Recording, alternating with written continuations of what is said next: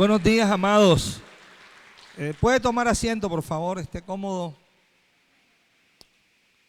Y bueno, muy agradecido al Señor, como lo he venido diciendo, por estos tiempos que el Señor permite que podamos compartir acerca de su vida, acerca de su verdad, y que podamos continuar siendo edificados cada día en esta obra que el Señor está llevando a cabo. Hemos estado compartiendo, escuchando de parte del Señor a través de los diferentes ministros del Señor acerca de este amor de Dios, cómo el amor de Dios se ha manifestado y se sigue manifestando, sigue siendo evidente en el cumplimiento de su propósito eterno para todos y cada uno de nosotros. Hemos estado viendo también cómo la salvación es del Señor, le pertenece realmente al Señor, y cómo el Señor obra en cada uno de nuestros corazones de una manera continua, constante, con el único propósito realmente de traernos a Él. Esa es la intención de Dios. Desde el principio, siempre el deseo divino era que el hombre compartiera en comunión o en unión íntima con su Creador, con el Señor, Y así, de esa manera se desarrolló durante un tiempo. Luego ya sabemos que el hombre desobedeció, dio la espalda a su Señor, a su Creador, y fue sacado realmente del huerto del Edén, pero la promesa estaba establecida, estaba vigente. Dios iba a restaurar nuevamente para con el hombre ese propósito y ese plan que Él tenía, y básicamente era nuevamente traernos al Señor. Así es que vamos a iniciar aquí en Hechos capítulo 22, un texto que hemos estado compartiendo durante estos días. Hechos capítulo 22, y vamos a mirar ahí cómo el Señor se le aparece a este hombre, Saulo de Tarso, quien realmente estaba, según su mente y según sus propias ideas, según sus pensamientos, él estaba haciendo algo que agradaba a su Dios, cuando realmente no era así, Aquí en Hechos 22, empezando en el verso 3, dice: yo de cierto soy judío, nacido en Tarso de Cilicia, pero criado en esta ciudad, instruido a los pies de Gamaliel, estrictamente conforme a la ley de nuestros padres, celoso de Dios, como hoy lo sois todos ustedes.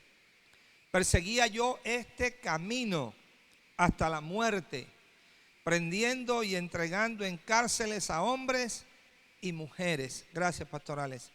Como el sumo sacerdote también me es testigo, y todos los ancianos de quienes también recibí cartas para los hermanos. Y fui a Damasco para traer presos a Jerusalén también a los que estuviesen allí, para que fuesen castigados. A eso se dedicaba este hombre. Pero en su mente, él creía que estaba sirviendo a su Dios. Por supuesto, estaba total y completamente equivocado. Él estaba sirviendo a su propio propósito.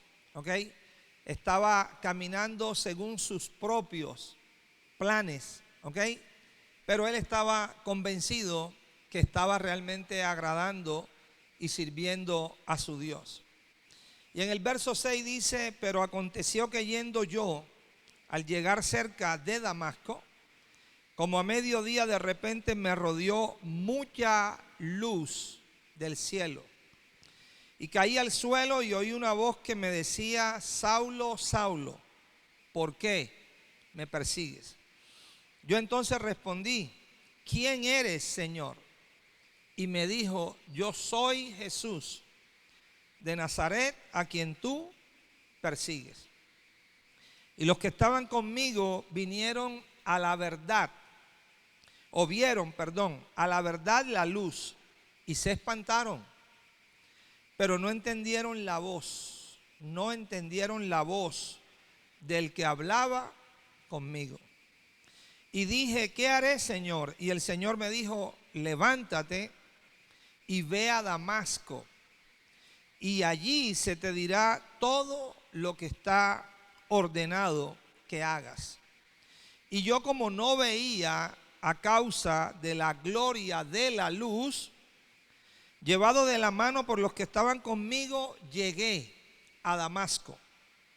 Entonces uno llamado Ananías, varón piadoso según la ley, que tenía buen testimonio de todos los judíos que allí moraban, vino a mí y acercándose me dijo, hermano Saulo, recibe la vista. Y yo en aquella misma hora recobré la vista y lo miré. Y él dijo, el Dios de nuestros padres te ha escogido para que conozcas su voluntad y veas al justo y oigas la voz de su boca, porque serás testigo suyo a todos los hombres de lo que has visto y has oído. El verso 14, el verso anterior, nos dice realmente quién era aquel que estaba llamado este hombre a ver de parte de Dios. ¿Quién era aquel que estaba llamado este hombre Saulo a oír de parte de Dios? El Señor se lo hace saber. Le dice, yo te he escogido por medio de Ananías. El mandato es, Pablo, el Señor te ha escogido. ¿Para qué te ha escogido? Para que veas al justo, para que oigas la voz de su boca, para que conozcas su voluntad, porque serás testigo suyo a todos los hombres de eso que has visto y que has oído. Pero eso que había visto y oído, ¿ok? Y que seguía viendo y que seguía oyendo no eran cosas, era una persona, ¿ok? El glorioso Señor Jesucristo. En esto consiste el fundamento del Evangelio. Una vez más, que nuestro corazón sea traído, que nuestro corazón sea llevado, que nuestro corazón sea vuelto a la persona de nuestro Señor Jesucristo. Y en esa misma medida que empezamos a conocer realmente al Señor, que empezamos a experimentar realmente al Señor, entonces llegamos a ser testigos suyos. La palabra testigo es una palabra que viene de su original griego, que es mártir. Un testigo es un mártir. Por definición de esa palabra, en su etimología, mártir significa uno que ha visto. Uno que ha visto. Ese es un testigo. En el ámbito natural, cuando acontece alguna situación, se han desarrollado algunos hechos, ¿ok? E interviene todo el sistema judicial de un país, entonces usted nota que se buscan testigos. ¿Por qué razón? Porque un testigo significa uno que ha visto. Entonces puede testificar. ¿De qué va a testificar? De lo que él ha visto, ¿ok? Y la característica es que un testigo verdadero, no importa cuántas veces le pregunten acerca del hecho, no importan las formas variadas como se le interrogue acerca del hecho, él siempre va a decir lo mismo, porque siempre va a decir ¿qué? Lo que ha visto. No así con un testigo falso. ¿Qué significa un testigo falso? Bueno, simplemente uno que no ha visto el hecho real y le comentan la historia, ¿okay? Pero ya cuando le preguntan de 2 o 3 maneras diferentes, ya está confundido. Porque él no ha visto el hecho real. A él simplemente lo que hicieron fue contarle una historia, ¿ok? Pero Dios está levantando sus testigos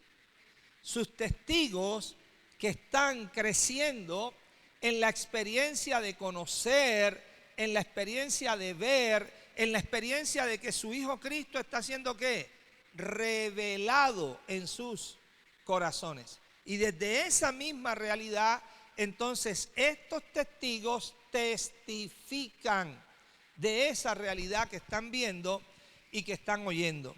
En 2 de Corintios, capítulo número 4, podemos ver 2 de Corintios, capítulo número 2, ¿ok? A partir del versículo número 14 hasta el versículo 17, vemos cómo Pablo deja claro, ¿ok?, esta realidad. Él lo expone así. 2 de Corintios 2, verso 14. Mas a Dios gracias, el cual nos lleva siempre ¿en qué? En triunfo. ¿En quién?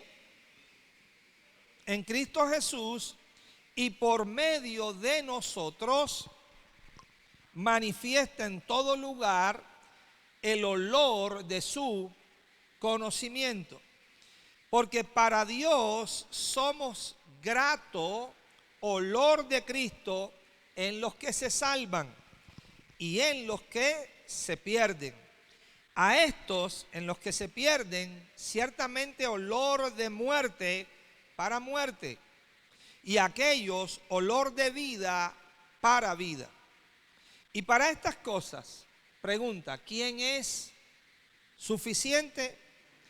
Y en el verso 17 dice, pues no somos como muchos que medran falsificando la palabra de Dios, sino que con sinceridad, como de parte de Dios y delante de Dios, hablamos. ¿En quién?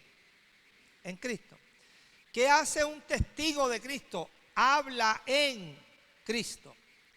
Habla en la realidad del Hijo. Ahora, lo que habla está basado en dos aspectos y Pablo los define aquí.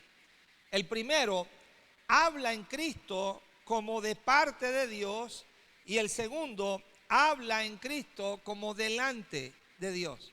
La expresión como de parte significa el punto de origen, o sea, el lugar donde la acción realmente se inicia. ¿Qué es lo que está diciendo Pablo?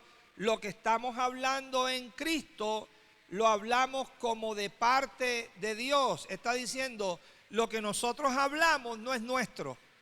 Lo que nosotros hablamos viene de ¿quién? Viene de Dios.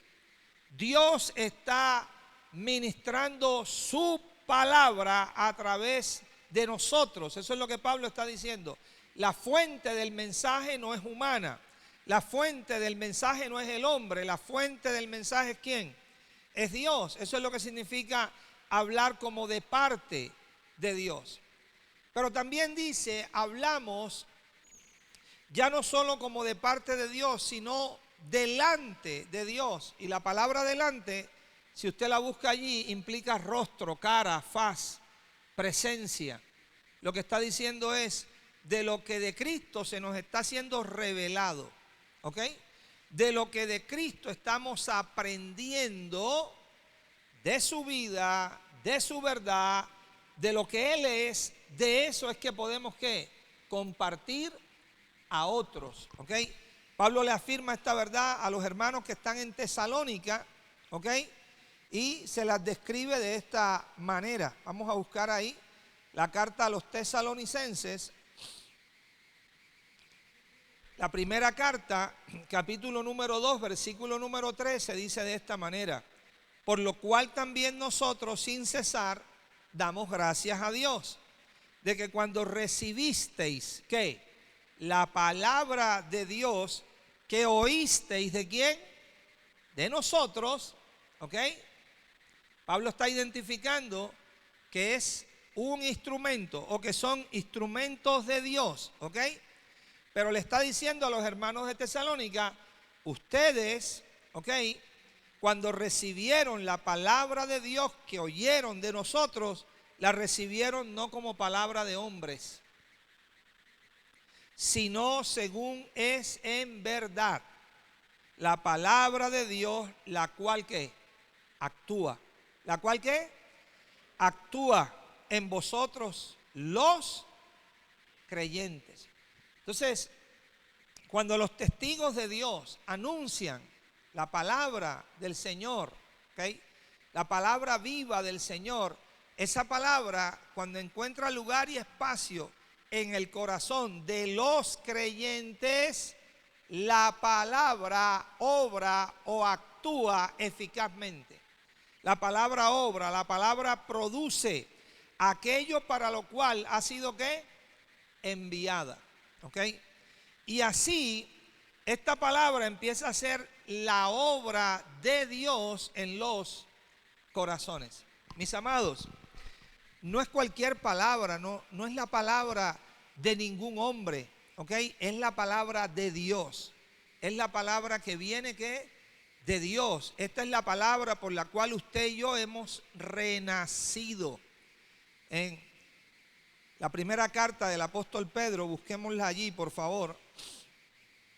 Primera carta del apóstol Pedro, capítulo número 1, versículo 22. Pedro, por el Espíritu de Dios, dice lo siguiente: habiendo purificado vuestras almas por la obediencia a la verdad, mediante el Espíritu, para el amor fraternal no fingido, amaos unos a otros entrañablemente de corazón puro, siendo renacidos no de simiente corruptible, sino de incorruptible, por la palabra de Dios que vive y permanece ¿para cuándo? Para siempre. Porque toda carne es como hierba, y toda la gloria del hombre como la flor ¿de qué? De la hierba. La hierba se seca y la flor ¿qué? Se cae. Mas la palabra del Señor que permanece para siempre. Esta es una descripción, y aunque Pablo está usando este lenguaje, ¿ok?, tipo parábola, es muy interesante, porque lo que nos está diciendo es lo que la palabra de Dios produce, lo que la palabra de Dios obra en el corazón, ¿ok?, donde es creída y donde es recibida. Pablo dice, toda carne es como ¿qué? Es como hierba, y toda la gloria del hombre es como la flor ¿de qué? De la hierba, ¿ok? La carne misma, ¿ok? Él la compara como la hierba, ¿ok? El hombre es carne, y la gloria de ese hombre es como la flor de la hierba, dice él. Pero luego prosigue y dice, la hierba ¿qué? Se seca, ¿ok? El fin de la carne perece, se seca, y la flor se cae. O sea, la gloria del hombre también ¿qué? Perece. ¿Y qué es lo único que permanece? La palabra del Señor es la que permanece para siempre. Dice, y esta es la palabra que por el Evangelio ha sido anunciada. Bendito Dios que su Evangelio anuncia la palabra de verdad, la palabra viva. Lo que ningún hombre puede hacer, la palabra viva del Evangelio lo produce. Lo que ningún hombre puede hacer, la palabra viva del Evangelio lo lleva a cabo. El apóstol Pablo, cuando se refiere a este glorioso Evangelio, mire cómo lo llama en Efesios capítulo 3, ¿ok? Efesios capítulo número 3, versículo número 8. A mí que soy menos que el más pequeño de todos los santos, me fue dada esta gracia de anunciar entre los gentiles el evangelio de las inescrutables riquezas. ¿De qué? De Cristo. Amados, cuando estamos anunciando el evangelio, estamos anunciando la palabra de verdad. Pablo lo llama en esta misma carta, en el capítulo 1, la palabra de verdad, el evangelio de nuestra salvación. Pero es el evangelio de las inescrutables riquezas de Cristo. Es el evangelio que estamos llamados cada día a conocer. Es el evangelio que estamos llamados cada día a experimentar como vida, como luz, como verdad, como gracia en nuestros corazones. Porque es el evangelio que transforma nuestros corazones. Es el evangelio que salva. Pablo dijo, no me avergüenzo del evangelio porque es poder de Dios. ¿Poder de Dios para qué? Para salvación a todo aquel que cree. Ahí mismo en Primera de Tesalonicenses, también el apóstol Pablo evidencia esta realidad gloriosa de este evangelio. Primera carta de Tesalonicenses, capítulo número 2. Y lo dice así.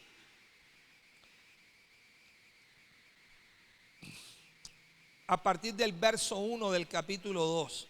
Porque vosotros mismos sabéis, hermanos, que nuestra visita a ustedes no resultó vana. Pues habiendo antes padecido y siendo ultrajados en Filipos, como sabéis, tuvimos denuedo en nuestro Dios para anunciaros el evangelio de Dios en medio de gran oposición.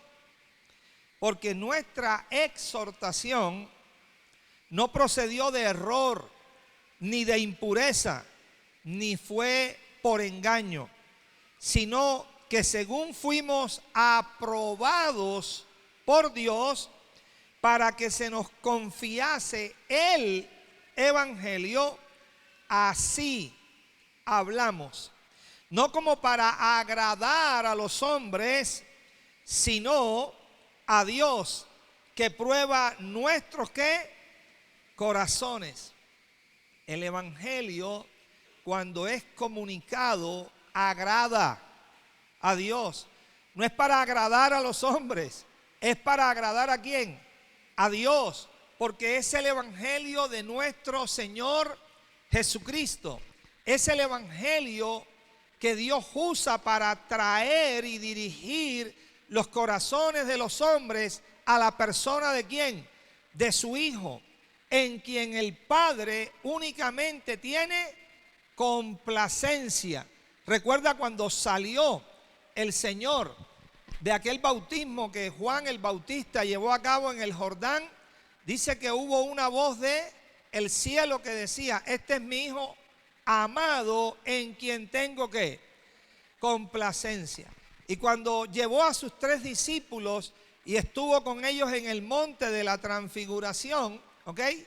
Que tuvieron la visión de Moisés a un lado y de Elías al otro lado, y luego tanto Moisés y Elías desaparecen del escenario, quedó el Señor solo, ¿ok? Y hubo también una voz del cielo, una voz desde la nube, dice Pedro. ¿Y qué decía esa voz? Este es mi Hijo amado, en quien tengo ¿qué? Complacencia, a él ¿qué? Oíd. Mis amados, lo que quiero decirles es que el verdadero evangelio siempre va a dirigir nuestros corazones a la persona de Cristo. Siempre va a enfocar nuestros corazones a la persona del Hijo. El Hijo, aquel quien siempre agrada a su Padre. Juan capítulo 8, vemos esta realidad testificada en las Escrituras. 8:29, porque el que me envió conmigo está. No me ha dejado solo el Padre. ¿Quién está hablando aquí? Jesús, el Hijo de Dios. Porque el que me envió conmigo está. No me ha dejado solo el Padre, porque yo hago siempre lo que le agrada. ¿Quién hace siempre lo que agrada al Padre? ¿Quién hace siempre lo que agrada al Padre? Cristo Jesús. Siempre hace lo que a Él que le agrada. Por eso nuestros corazones, por medio del Evangelio de Jesucristo, son dirigidos hacia Él. Son dirigidos para verlo a Él. Son dirigidos para que nuestra fe y esperanza sean en Él. Y el resultado de eso, mis amados, es lo que Pablo dijo en Gálatas capítulo 2, versículo 20. Con Cristo estoy juntamente, ¿qué? Crucificado, y ya no vivo yo. ¿Quién vive? Cristo, el que siempre agrada ¿a quién? Al Padre. Lo que ahora usted y yo vivimos en este cuerpo, lo vivimos en la fe de Cristo, en la fe del Hijo de Dios, el cual dice, nos amó y se entregó a sí mismo, ¿qué? Por nosotros. Colosenses capítulo 1. Así, de esa manera, el Señor va dirigiendo cada día en esta realidad nuestros corazones a la persona de su Hijo. El fin, la meta, el propósito es la salvación de nuestras almas. ¿Eso qué implica realmente? Que nuestras almas lleguen a conocer al Cristo de gloria que vive en ellas y que las ha vivificado. Ese es el deseo, esa es la intención divina, que podamos realmente conocer ¿a quién? Al Señor cada día, que podamos verle y que podamos oírle. Y en esa medida ya dejamos de vivir ¿qué? Nosotros, y Cristo no solamente llega a ser nuestra vida, que lo es, sino que también se convierte en nuestro vivir, en nuestro vivir. El apóstol Pablo tenía esto inmensamente claro en su corazón. Y en Colosenses 1, mira lo que dice a partir del verso 25.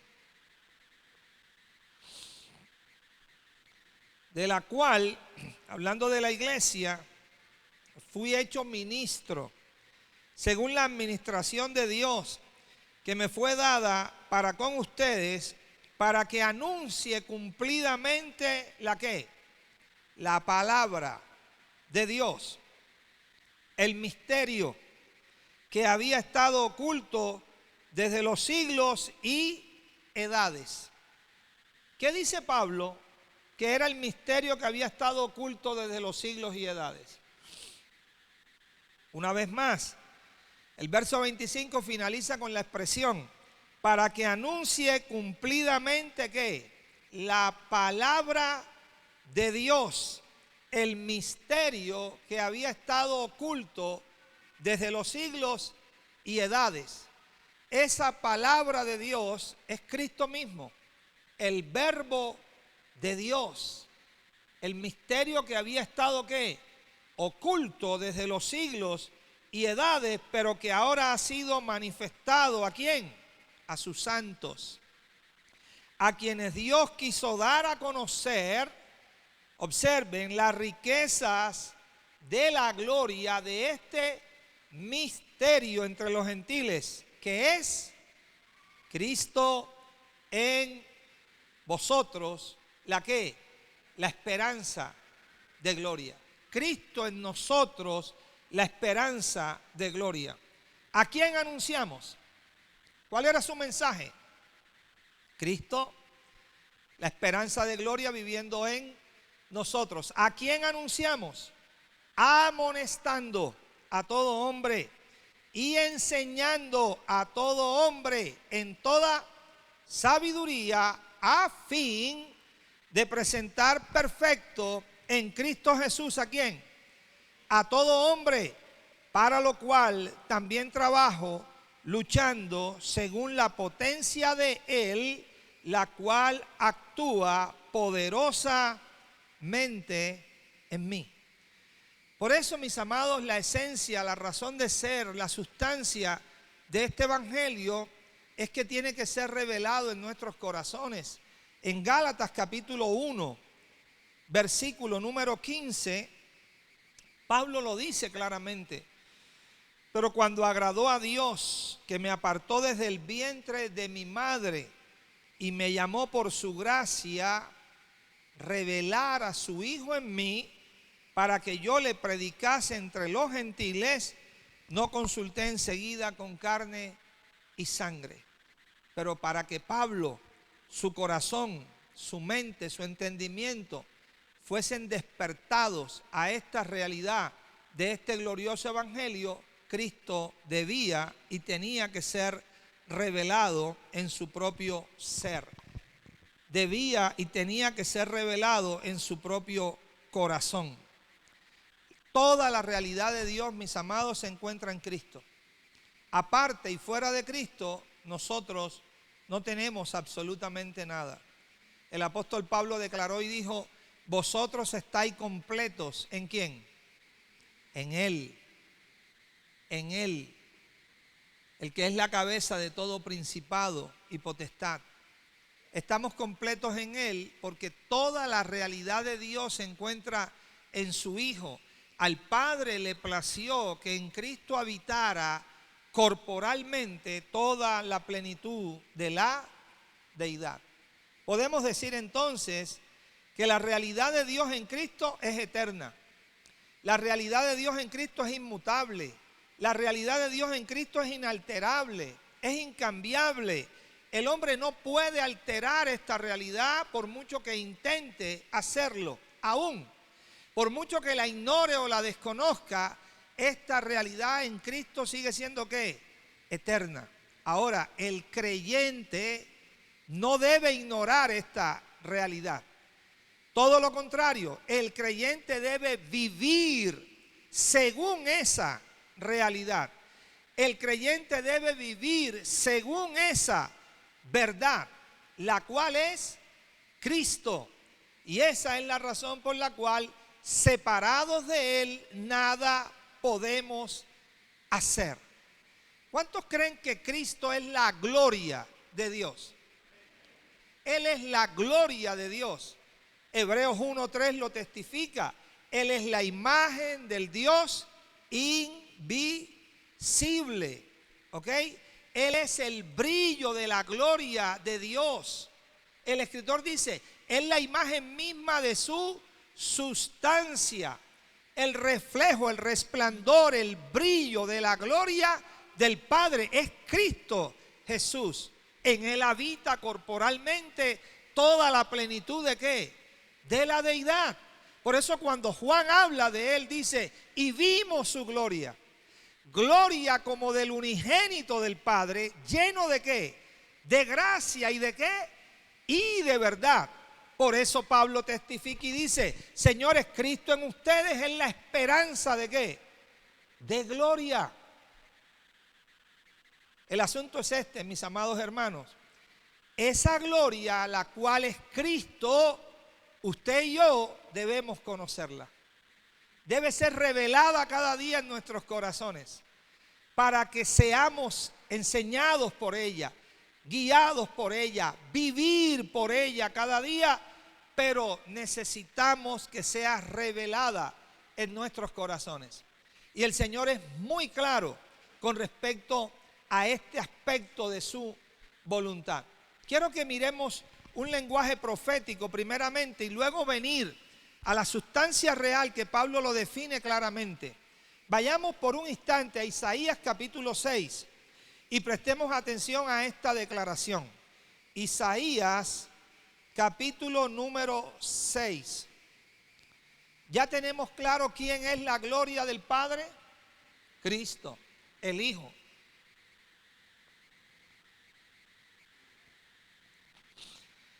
Dice Isaías capítulo 6, en el año que murió el rey Usías, vi yo al Señor sentado sobre un trono que alto y sublime, dice, y sus faldas llenaban el templo.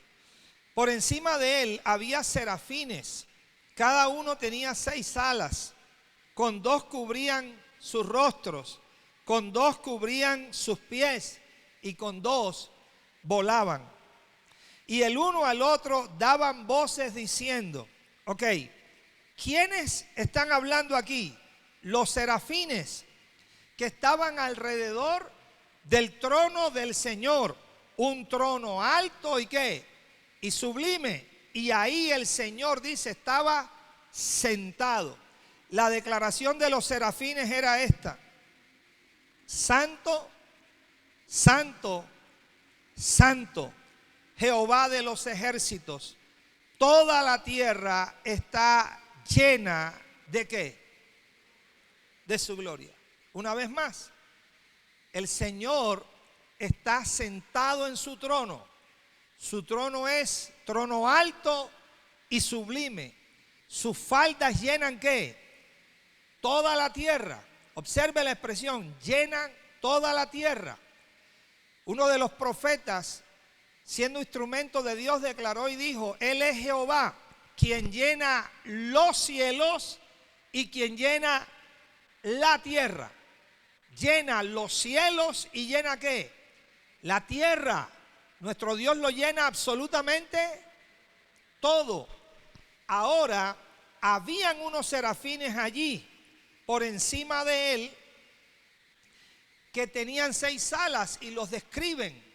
Pero dice que estos serafines estaban declarando y estaban diciendo lo siguiente: Santo, santo, santo, Jehová de los ejércitos, toda la tierra está llena de su gloria. Ahora, mis amados, esta palabra está acompañada con otra palabra más a lo largo del Antiguo Testamento. Esta otra palabra la encontramos en Habacuc, capítulo 2, versículo 14. ¿Por qué uso esta palabra de Habacuc 14? Porque se relaciona directamente con esto que acabamos de leer. Santo, santo, santo, Jehová de los ejércitos, toda la tierra está ¿qué? Llena de su gloria. Lo que los serafines estaban diciendo, ¿ok?, era literal. Toda la tierra está llena ¿de qué? De su gloria. Ahora hay otra declaración en Habacuc 2:14. Dice, porque la tierra será ¿qué? Porque la tierra será ¿qué? Llena ¿de qué? Del conocimiento de la gloria de Dios, como las aguas cubren ¿qué? Si yo le preguntara en esta mañana, estas dos declaraciones que acabamos de leer, la de Isaías y la de Habacuc, ¿se contradicen? Para nada se contradicen. ¿Por qué no se contradicen? Porque en una dice que toda la tierra está ¿qué? Llena ¿de qué? De su gloria. Y en la otra ¿qué dice? Que toda la tierra será llena ¿de qué? ¿De qué? Del conocimiento de la gloria del Señor, así como las aguas cubren ¿qué? La mar. O sea que una cosa es que la tierra esté llena de la gloria del Señor, y otra cosa es que la tierra conozca y sea llena del conocimiento de la gloria que la posee. ¿Sí ve que es diferente? Una cosa es estar lleno de la gloria, pero otra cosa es conocer la gloria de la que se está lleno. ¿Estamos de acuerdo? Ahora, en la realidad de esta administración del nuevo pacto, Dios ha creado para sí una tierra, su tierra, la tierra donde Él desea reinar, la tierra donde Él desea gobernar, la tierra donde Él desea que su trono pueda ser establecido en gobierno y en justicia. Yo le pregunto, ¿cuál es esa tierra? Porque es una tierra espiritual. Es la tierra de su corazón y la tierra de mi corazón. Pablo dice, vosotros sois labranza de Dios. ¿Lo dice o no lo dice en 1 Corintios 3? Vosotros sois labranza de Dios. La palabra labranza significa la tierra que se cultiva. La tierra donde Dios ¿qué? Cultiva. Hay una tierra donde Dios quiere tener señorío. Hay una tierra donde el Señor quiere tener gobierno. Y esa tierra donde el Señor quiere tener señorío y gobierno, mis amados, es la tierra de nuestros corazones. Una vez más, ¿quién es la gloria de Dios? Cristo. Él es el brillo, el resplandor, la refulgencia de la gloria del Padre. En Él habita corporalmente toda la plenitud. ¿De qué? De la deidad. Ahora yo le pregunto, amados, ¿Cristo está en nosotros? Escuché nada más al pastor de la casa decir amén. Voy a repetir la pregunta, a ver. ¿Cristo está en nosotros? Claro que sí, mis amados. Somos casa de Dios. Somos el cuerpo de Cristo. Cristo habita en nosotros. Cristo está en nosotros. Pablo le dice a los hermanos que están en Corintios. Vamos a leerlo, quiero que usted lo vea, por favor. La carta que el apóstol Pablo le dice a la iglesia en Corintios. Segunda epístola, capítulo 13 de Corintios, versículo 5. Examinaos a vosotros mismos. Si estáis en la fe, probaos a vosotros mismos. Y pregunta, ¿o no os conocéis a vosotros mismos que Jesucristo, ¿qué dice? Está en vosotros, que Jesucristo está en vosotros, a menos que estéis ¿qué? Claro, porque si Jesucristo no está en nosotros, amados, estamos reprobados, estamos muertos. Pero Jesucristo está en ¿quién? En nosotros. Ahora yo le pregunto, ¿quién es la gloria de Dios? Cristo mora ¿en dónde? En su corazón, en la tierra de su corazón. Aquella declaración que los serafines hicieron es un cumplimiento real en la perspectiva divina. Nuestro corazón está lleno de la gloria de Dios por una razón, porque está Cristo en él. Nuestro corazón no está lleno de la gloria de Dios porque usted tenga algún mérito para ganarse esa gloria. No está lleno de la gloria de Dios porque usted haya hecho algo para merecer esa gloria. No, nuestro corazón está lleno de la gloria de Dios porque aquel que lo llena todo en todos está presente en nuestro corazón. Por eso los serafines declararon, toda la tierra está ¿qué? Llena de su gloria. ¿Cuál es el punto? El punto es que el mismo Señor que avaló que los serafines dijeran, Señor, santo, santo, santo, Jehová de los ejércitos, toda la tierra está llena de su gloria, también habló al corazón del profeta Habacuc y le dijo, habla y di, porque toda la tierra será llena del conocimiento de la gloria de Dios, así como las aguas cubren ¿qué? El mar. Por tanto, Cristo está en vosotros. La gloria de Dios llena todo nuestro corazón. Pero ahora el deseo del Padre es que tú y yo conozcamos a aquel que lo llena todo en nosotros. Segunda de Corintios 4:6. Veamos la sustancia real de eso. Segunda de Corintios 4:6.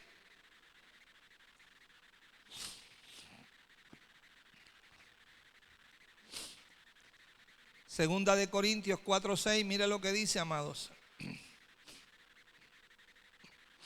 Porque Dios, que mandó que de las tinieblas resplandeciese, ¿qué?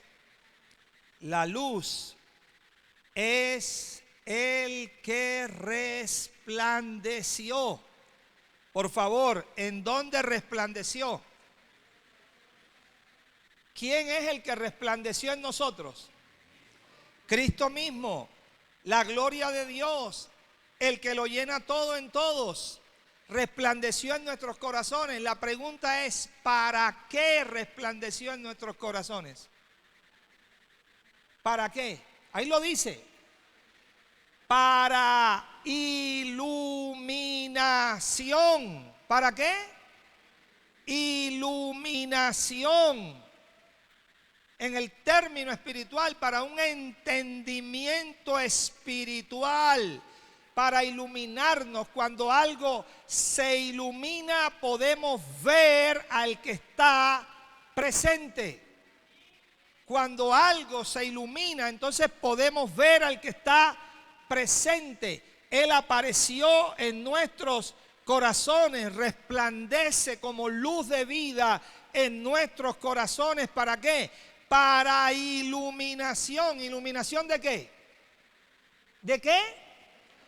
Del conocimiento. ¿Del conocimiento de qué? De la gloria de Dios en la faz, en la cara, en la persona de Jesucristo. Ahí tiene el cumplimiento de Habacuc 2:14. Eso es lo que Dios desea. Nosotros, sus hijos, los que hemos nacido de arriba, los que hemos nacido del Espíritu, no podemos continuar viviendo en ignorancia. No podemos continuar viviendo en nuestra propia sabiduría. No podemos continuar viviendo en nuestro propio conocimiento. No podemos continuar viviendo en nuestra propia voluntad, en nuestra propia inteligencia. No, porque si vivimos así, seguimos enfocados abajo en toda la realidad de lo visible, de lo temporal, de lo pasajero, y estamos perdiéndonos la realidad gloriosa que tenemos en la persona de Cristo, el cual habita ¿dónde? En nuestros corazones. Amados, tenemos que llegar a conocer la gloria que está en nosotros. Y cuando digo la gloria que está en nosotros, simplemente estoy diciendo al Cristo que está en nosotros. Por eso cada día Dios mismo alumbra e ilumina nuestros corazones para que veamos la faz de Jesucristo, el rostro de Jesucristo. Y por eso toda la intención de Dios es hacer volver nuestro corazón al Señor. Mira lo que dice Pablo aquí mismo, capítulo anterior, capítulo 3.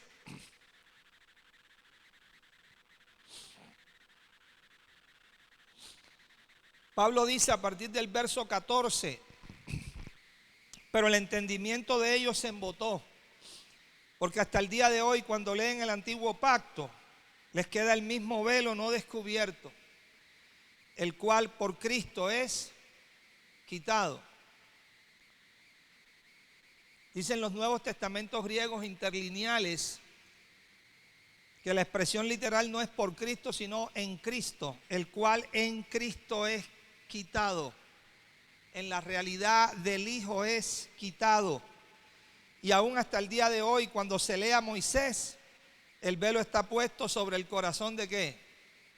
De ellos. Es un velo espiritual, es un velo de entendimiento, el que está puesto en el corazón de ellos. Pero ¿qué pasa cuando se conviertan o se vuelvan al Señor? ¿Cuál es el resultado del verso 16? Pero cuando se conviertan, o sea, cuando se vuelvan al Señor, ¿qué va a pasar? El velo ¿qué? Se quitará. Porque el Señor es ¿qué? Es el Espíritu. Y donde está el Espíritu del Señor, allí hay libertad. Por tanto, nosotros todos, mirando a cara descubierta. ¿A cara qué? ¿Qué significa cara descubierta en el pasaje? Cara sin velo. Mirando a cara descubierta, una cara que ahora no tiene ¿qué? Velo. Como en un espejo, ¿ok? Aquí hace un paralelismo, como en un espejo, que está mirando como en un espejo aquel que ya su corazón no tiene velo. ¿Qué es lo que está mirando? Ahí dice que está mirando la gloria del Señor. Acabamos de leerlo en 2 Corintios 4:6. ¿Dónde se ve la gloria del Señor? En la faz, en el rostro de Cristo. El creyente que tiene su corazón vuelto al Señor, que continuamente su corazón está siendo dirigido al Señor, que no está buscando las cosas de abajo, sino está buscando las cosas de arriba, donde está Cristo ¿qué?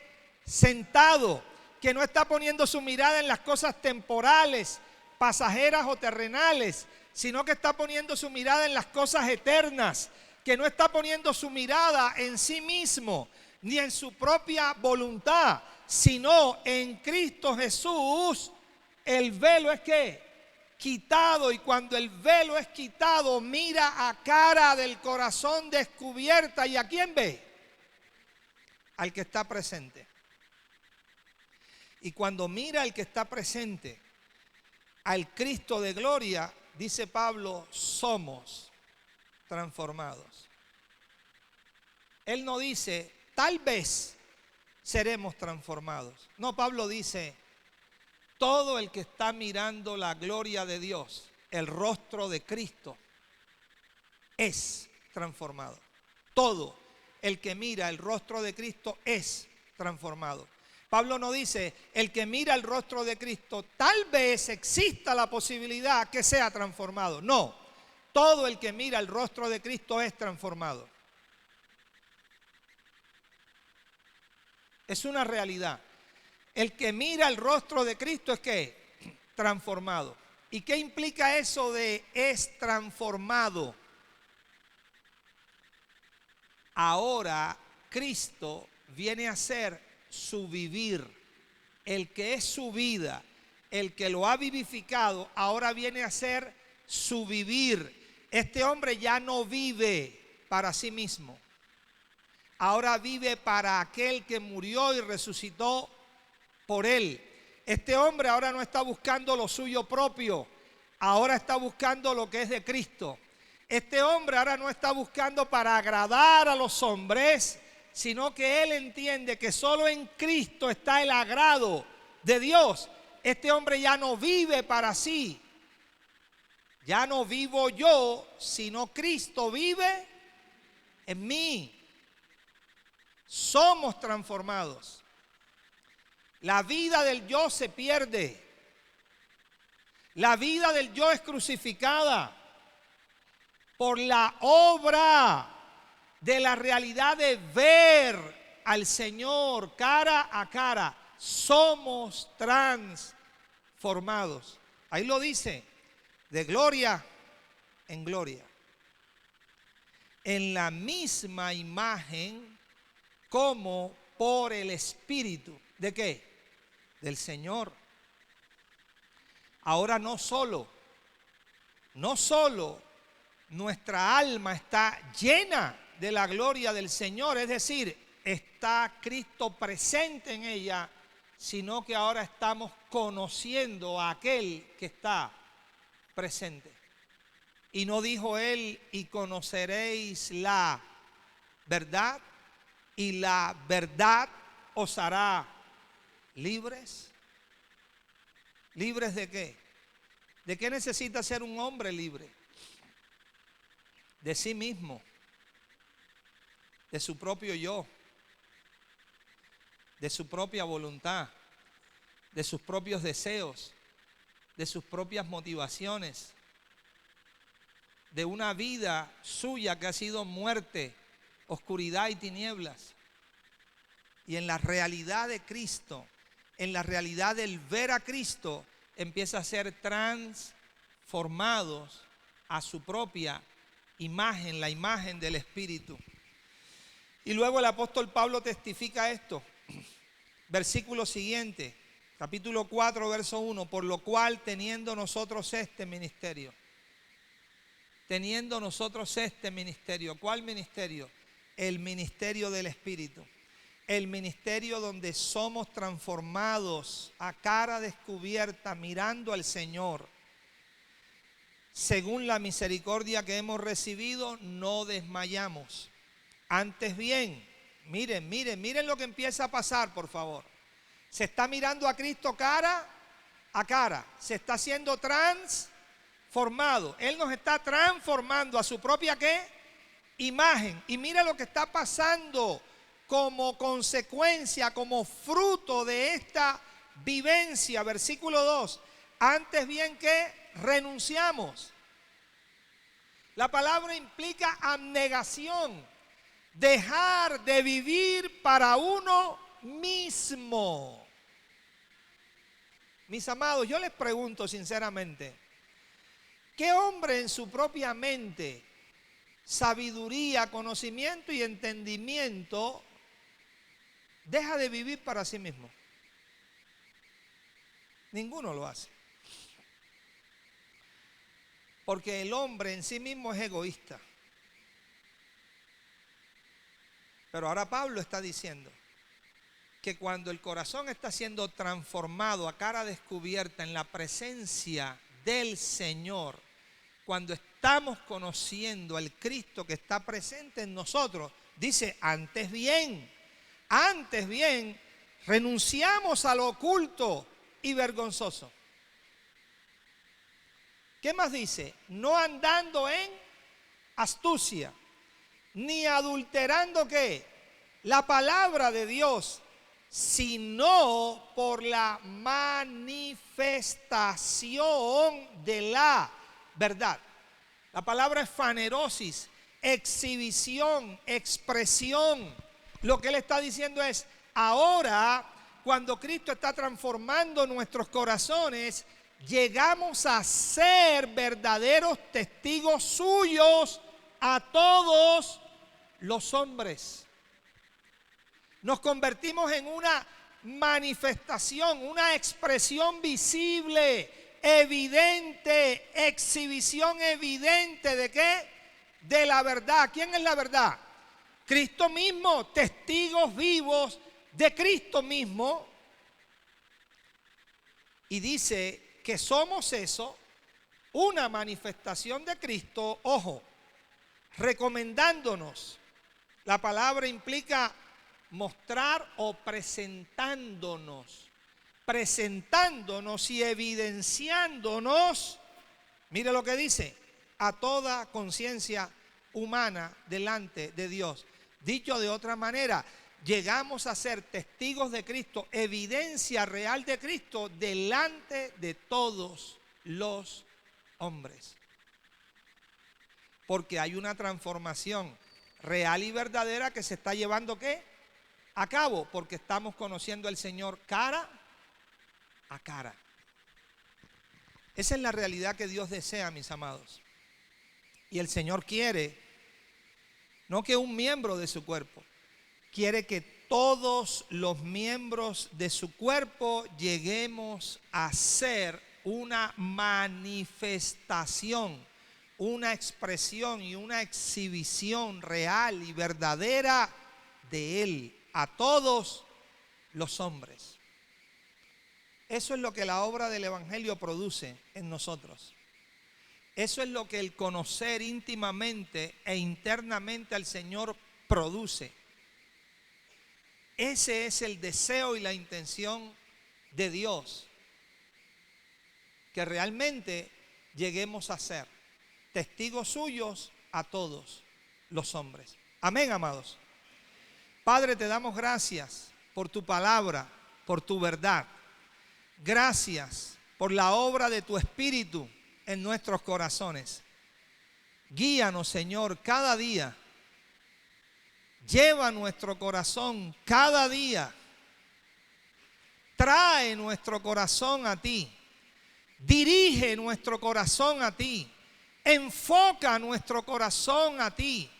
Haz volver continuamente, cada día, nuestro corazón a ti, para que nuestros ojos estén puestos en aquel en quien tienen que estar puestos, en Jesús, el autor y consumador de nuestra fe.